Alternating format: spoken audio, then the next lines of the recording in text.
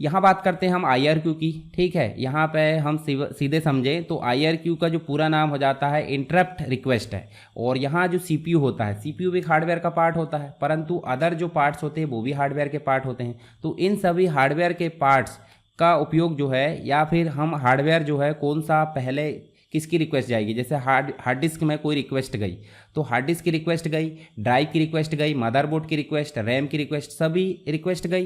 तो इनमें से किस रिक्वेस्ट को पहले CPU तक पहुंचाया जाएगा, इसको मेंटेन करने के लिए यहाँ पे IRQ सेटिंग की ज़रूरत होती है, ताकि कॉन्फ्लिक्ट या टकराव पैदा ना हो। मान लो वेबकैम की रिक्वेस्ट गई और साथ ही पावर सप्लाई की रिक्वेस्ट भी गई, तो CPU किस किस की रिक्वेस्ट पहले पूरी करेगा, यहाँ तो झगड़ा हो जाएगा। तो उसी को मैनेज करने के लिए यहाँ पे IRQ सेटिंग का यूज़ किया जाता है। तो यहाँ पे हम बात कर लेते हैं IRQ मतलब इंटरप्ट रिक्वेस्ट, और एक ऐसी सेटिंग होती है जो आपके कंप्यूटर के हार्डवेयर और सॉफ्टवेयर के बीच में कम्युनिकेशन को कंट्रोल करने का काम करती है। काफ़ी महत्वपूर्ण भूमिका ये निभाती है।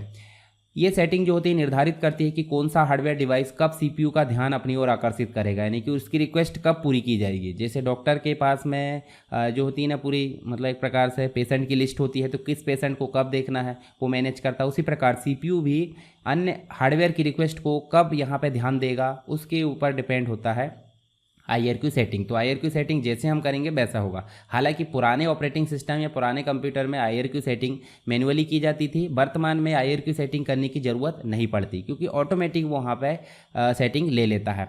तो वर्तमान के जितने भी ऑपरेटिंग सिस्टम है उसमें ऑटोमेटिक रहती है IRQ सेटिंग, परंतु अगर ज़रूरत पड़ी तो आप मैनुअली भी कर सकते हैं।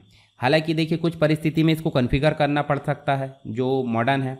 कब, जब कॉन्फ्लिक्ट, हार्डवेयर का कॉन्फ्लिक्ट, यानी कि जो डिवाइस है, दो डिवाइस आपस में किसी चीज़ को शेयर कर रही है, तो वहाँ पे सिस्टम की स्थिरता को प्रभावित कर सकती हैं। तो इसी को असाइन करने के लिए IRQ सेटिंग की ज़रूरत पड़ती है। पुराना ऑपरेटिंग सिस्टम या हार्डवेयर है तो भी IRQ सेटिंग की ज़रूरत पड़ सकती है। पर ध्यान दीजिए यहाँ पे IRQ सेटिंग के लिए कुछ यहाँ पे निर्देश दिए जाते हैं।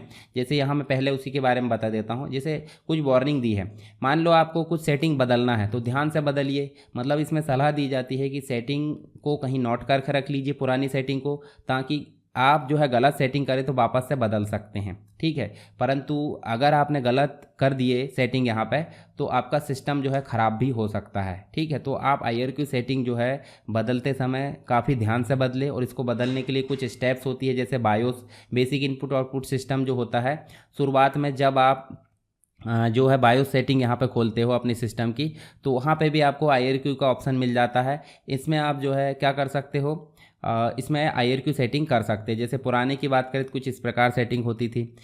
साथ ही डिवाइस मैनेजर की अगर बात करें, इस प्रकार से इसके ऊपर राइट क्लिक करके क्या कर सकते हैं, आप रिसोर्सेज टैब में जाकर IRQ सेटिंग को मैनेज कर सकते हैं।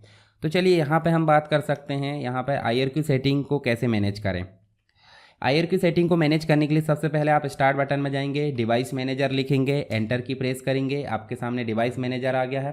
इसमें आप कोई भी हार्डवेयर, जैसे मान लो डिस्प्ले अडाप्टर की बात करें तो यहाँ NVIDIA दिया है, NVIDIA पर राइट क्लिक करें, यहाँ प्रॉपर्टीज़ में जाए, प्रॉपर्टीज़ में आपको डायलॉग बॉक्स डिस्प्ले हो गया है, रिसोर्सेज टैब में जाए और यहाँ देखिए IRQ सेटिंग दी है। इनको आप चाहे तो आगे पीछे जैसा भी मैनेज करना है वो करके ओके बटन पर प्रेस कर सकते हैं।